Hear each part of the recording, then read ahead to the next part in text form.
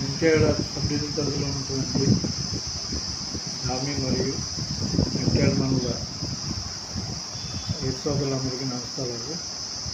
ముఖ్యంగా మరి ఈ వర్షాలు మనకి పడుతున్నాయి కాబట్టి మరి ఈ కాలంలో పశువుల్లో గొంతువాపు వ్యాధి, అదేవిధంగా జబ్బువాపు వ్యాధి వచ్చే అవకాశాలు ఉన్నాయి. అదేవిధంగా మరి గొర్రెల్లోని చిటికి వ్యాధి, నీలినాలుక వ్యాధి వచ్చే అవకాశాలు ఉన్నాయి కాబట్టి మరి సిబ్బంది పరిధిలో ఉన్నటువంటి డిపార్ట్మెంట్ సిబ్బంది, అదేవిధంగా సచివాలయం, రైతు సేవా కేంద్రం సిబ్బంది అందరి దగ్గర కూడా మరి ఈ టీకాలు అనేటువంటివి అందుబాటులో పెట్టడం జరిగింది.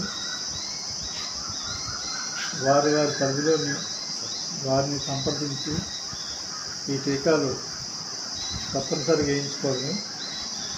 ఎందుకంటే ఒకసారి ఈ వ్యాధి వ్యాపించినట్లయితే పశువులకి మనం వైద్యం చేసినప్పుడు కూడా మరణ శాతం అనేటువంటిది ఎక్కువగా ఉంటుంది. కాబట్టి ఈ గొంతువాపు వ్యాధి కానీ, అదేవిధంగా జబ్బువాపు వ్యాధి కానీ రాకముందే మనం ముందు జాగ్రత్తగా మనం టీకాలు వేయించుకోవాలని కోరుకుంటున్నాం.